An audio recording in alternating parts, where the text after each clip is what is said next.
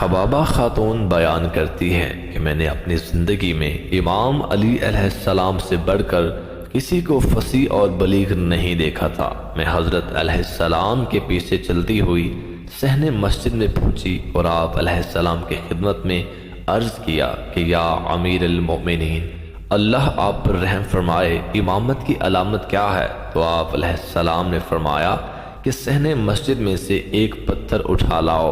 میں نے صحن سے ایک پتھر اٹھایا اور اسے حضرت علیہ السلام کی خدمت میں پیش کر دیا تو آپ علیہ السلام نے اس پر اپنی انگشتری کا نشان لگا کر وہ پتھر میرے حوالے کر دیا، اور میں نے دیکھا تو پتھر پر آپ علیہ السلام کی انگشتری کا نشان کندہ ہو چکا تھا۔ اور اس کے بعد آپ علیہ السلام نے فرمایا کہ حبابہ، جب بھی کوئی شخص امامت کا دعویٰ کرے تو یہ تم پتھر اس کے پاس لے جانا، اگر وہ اپنی انگشتری کا نشان اس پر کندہ کر دے تو جان لینا کہ اس کی اطاعت فرض ہے اور وہ خدا کی طرف سے مقرر کردہ امام ہے۔ حبابہ کہتی ہے کہ امیر المومنین علی علیہ السلام کی شہادت کے بعد میں وہ پتھر لے کر حضرت حسن مجتبی علیہ السلام کے پاس گئی۔ اس وقت آپ امیر المومنین علی علیہ السلام کی مسند پر تشریف فرما رہے تھے اور لوگ آپ سے مسائل دریافت کر رہے تھے۔ جب آپ کی نظر مجھ پر پڑی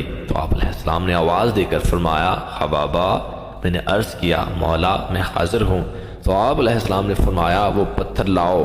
میں نے وہ پتھر آپ علیہ السلام کی خدمت میں پیش کیا تو آپ علیہ السلام نے اس پر اپنی انگشتری کا نشان لگایا، اور جب میں نے پتھر پر نظر کی تو اس پر آپ علیہ السلام کی انگشتری کا نشان کندہ ہو چکا تھا۔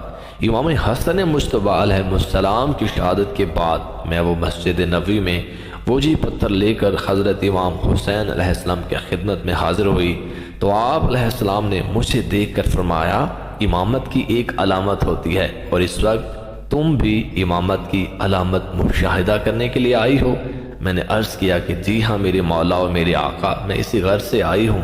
تو آپ علیہ السلام نے فرمایا وہ پتھر لاؤ جو تمہارے پاس موجود ہے۔ وہ پتھر حضرت علیہ السلام کی خدمت میں پیش کیا تو آپ علیہ السلام نے اس پر اپنی انگشتری کی مہر ثبت کر کے وہ پتھر میرے حوالے کیا۔ میں نے پتھر کو دیکھا تو اس پر آپ علیہ السلام کی انگشتری کا نشان کندہ ہو چکا تھا۔ حبابہ کہتی ہے کہ پھر میں امام زین العابدین علیہ السلام کے پاس گئی۔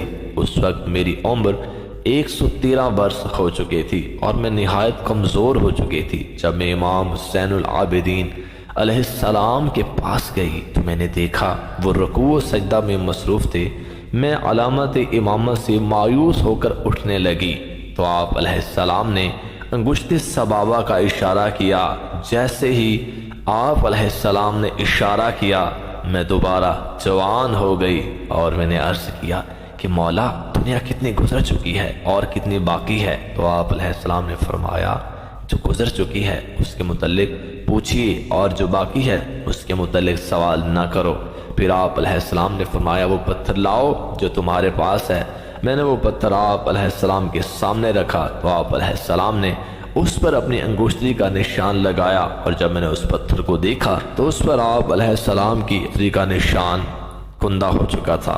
اس کے بعد میں حضرت امام باقر علیہ السلام کے پاس گئی، حضرت امام صادق علیہ السلام کے پاس گئی، حضرت امام موسیٰ کاظم علیہ السلام کے پاس گئی، اور حضرت امام علی رضا علیہ السلام کے پاس گئی۔ سب نے اپنی انگشتری کا نشان اس پر کندہ کر دیا تھا، اور اس کے بعد حبابہ 9 ماہ زندہ رہیں اور اللہ کو پیاری ہو گئے۔ اس طرح کی مزید ویڈیوز حاصل کرنے کے لیے ہمارے چینل ممتاز نقی آفیشیل کو سبسکرائب کرنا، ویڈیو کو لائک، کمنٹ میں اپنی رائے کا اظہار کرنا مت بھولیے گا۔